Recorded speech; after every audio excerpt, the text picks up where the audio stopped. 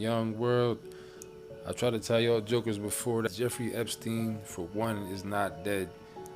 For two, Jeffrey Epstein is the character that's played on the show called The Blacklist, who's known as Raymond Reddington. That's who Jeffrey Epstein is in real life. That story is about Jeffrey Epstein's life. If you're not familiar with The Blacklist, go check it out. I guarantee you, if you watch it with an open eye, you'll see what's really going on. First of all, The Blacklist is the most realistic movie, anything you ever seen on television. The most realistic depiction of what we call the quote-unquote cabal, quote-unquote Illuminati. They use the word cabal in the show for the group of people. They call them the cabal. But that's the most realistic thing you'll see on television, TV, mainstream media about what this thing really is and what it's really about. Information was even leaked that the character on the show that plays the head of the FBI agent, the head agent of the base that Raymond Reddington goes to give information to, the black director, his name is Cooper, I believe his name is on the show. I can't think of his first name.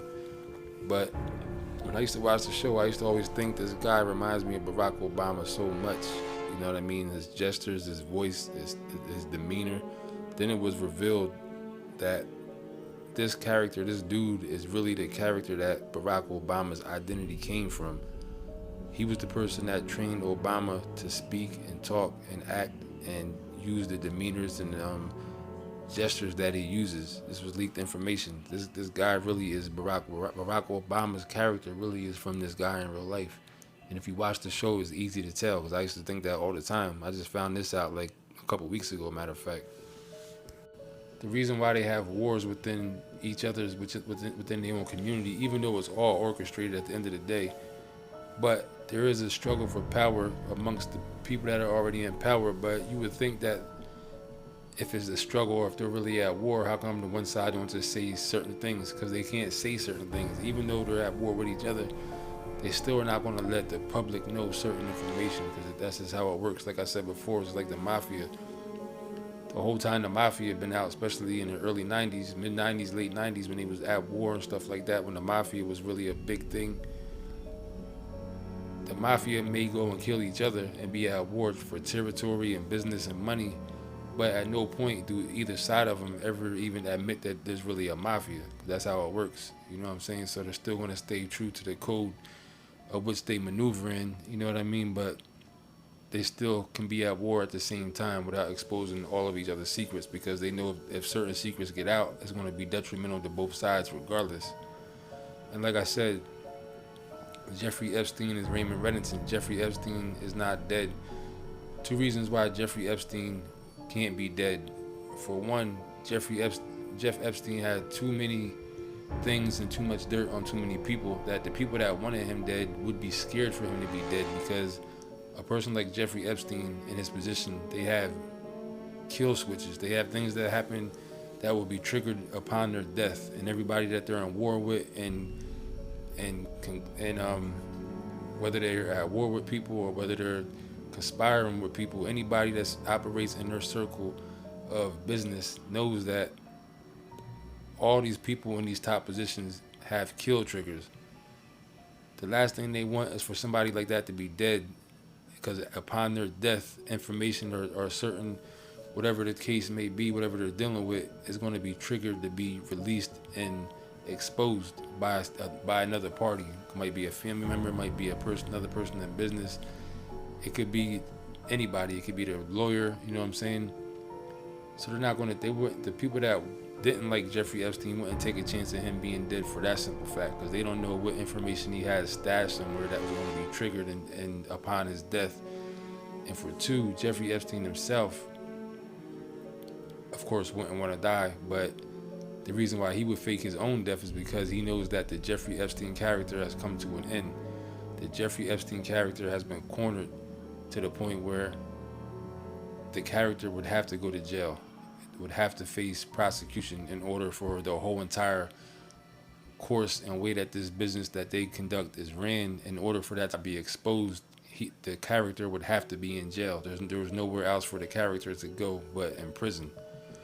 because you can't let a character at that point walk free, because now you're exposing secrets and exposing how it really works inside, which is what you don't want the public to know, because he already had got away with a few things throughout the years as it is, the things he's been doing. But you got to understand, a person like Jeffrey Epstein operating on his level of business and then the groups that he runs within, these are the people that are running the world behind the scenes.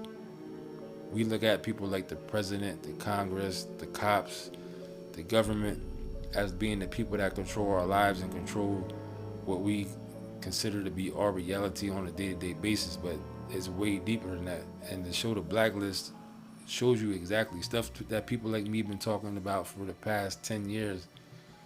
The show The Blacklist puts it all right there for you. You know what I'm saying? You see all of it play out exactly how it plays out. And the reason I know The Blacklist, I was already watching it when I was into it. And I knew right from the door, like it took me only about 2 episodes to realize that this show was the real deal. But once I started seeing situations that happened right here where I'm from, where I live at, in Lehigh Valley, Pennsylvania, Allentown, Bethlehem, Easton area, they had this story on here about one of the episodes was about this explosion that happened in Allentown, this gas explosion. And they used the actual pictures from the news. Everybody remembers that happened. It was like, I forget how many years, maybe 10 years or something like that. But it was a big deal. The whole entire block blew up. And they used the situation about an underground hitman agency out here in Allentown called the Sewell Travel Agency. Really is secretly a group of secret hitmen that do these jobs for certain figures and people that are involved in a certain circle of doing business on that level. You know what I'm saying? And certain things like that made me realize, like, they're talking about real stuff on the show, which I already knew they was anyway before stuff like that even happened. By the time those episodes even came along, I already knew what it was about. So Jeffrey Epstein is Raymond Reddington. Raymond Reddington stole an identity, and they show you how the people on the blacklist that they're chasing down, that Raymond Reddington is getting, that's he's directing the FBI to go get. It shows how them different people that he's going after do stuff that we would consider to be, like, for instance, if you haven't seen it, there's a guy out there that knows how to change DNA. You know what I'm saying? He's a hired person that can change the DNA of somebody that's killed, make it look like somebody else died if it's not really them. You know what I'm saying? There's episodes about people that release certain types of bacteria and certain diseases and viruses into the atmosphere. You know what I'm saying? The one guy did something like that because he was trying to find a cure for his son, you know what I'm saying, who had this disease that he has got from the government. So this guy was out putting the disease into public, only looking for a person that wouldn't be affected by it. So once he found that person, he wouldn't kidnap that person to get their blood to run tests on it and stuff like that. Sounds crazy, but this is the type of stuff that's really happening behind the scenes. It shows how they orchestrate different deaths. There's a whole bunch of different episodes of it.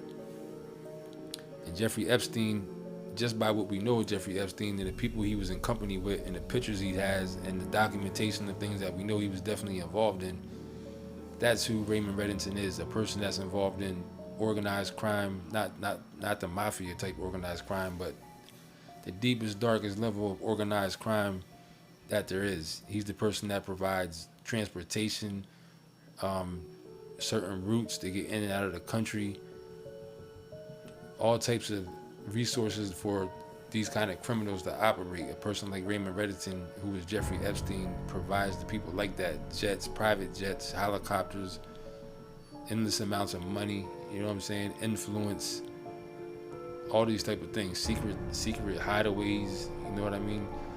These are the people that control this stuff. Like even out here in Philly last year around the same time Jeffrey Epstein, this alleged thing happened when he supposedly died, there was a JP Morgan boat that got confiscated in Philly with, I forget how many tons of cocaine on it, you know what I'm saying, like hundreds of tons. And Jeffrey Epstein was connected to JP Morgan and Chase. There was an article right around that time about how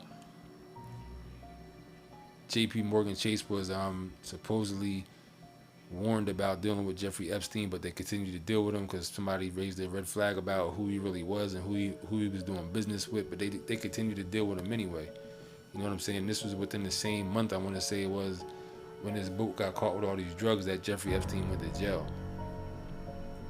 Jeffrey Epstein is at war on a TV show. It's called The Fulcrum. Is what they're at war for. Raymond Reddington and the cabal, they're all fighting for this thing called the Fulcrum. What the Fulcrum is this microchip of information. Tells all the information, the pedophiles, the terrorists, you know what I'm saying? The financial scammers, like all these people are on this thing called the Fulcrum, and that's what's going on right now. This information, Donald Trump, the Senate, everybody involved in the White House, all these different sides. You got the WHO, the CDC, this virus, all this stuff going on. Everybody's really after this piece of information that can expose everybody to everything. And whoever has that information and has access to it controls everything, because at the end of the day, nobody that's on that microchip with that information, nobody on there wants their information to be exposed, because it would be detrimental to their life. It even has an episode about how the lady who was controlling the organization that rescued child trafficking victims was really running a child trafficking service. You know what I'm saying? Just like how the girl down with Hillary Clinton from Haiti, they was really kidnapping kids, making it seem like they was there to save kids, but really they were kidnapping kids and trafficking them. You know what I'm saying? It goes way deeper than the average person thinks. But that's what this is really going on. The Blacklist TV show, that's really Raymond Reddington, is really Jeffrey Epstein. Jeffrey Epstein is somewhere right now bringing people down, putting this stuff together because they turned on him for whatever reason. You know what I'm saying? So, and there was episode 2 about Raymond Reddington's girlfriend, how they was partners in crime, then they parted ways and they tried to kill each other. He ended up, I think, turning her in to get locked up.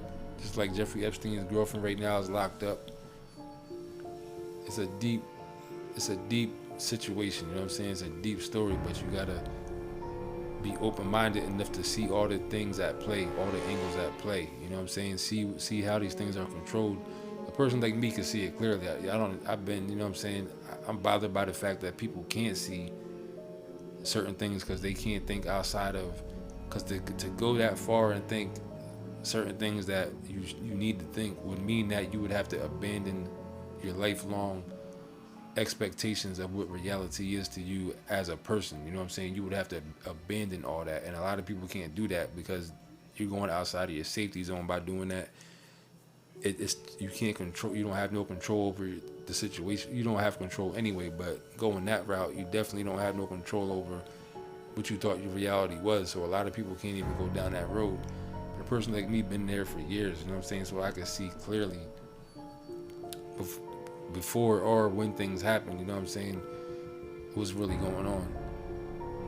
So I'm gonna leave it at that, but trust when I tell you, Raymond Reddington is Jeffrey Epstein. Jeffrey Epstein is somewhere right now doing the same thing that Raymond Reddington is doing on that show, and people are going to come down one by one. A lot of stuff has been going on behind the scenes, you know what I'm saying, but certain things, like I said, they're not going to expose, because even though one side might be trying to kill the other side, certain information can't be exposed because it's going to take down their whole entire party. It's going to take down the whole entire show. You know what I'm saying? So that's exactly what's going on right now, believe it or not.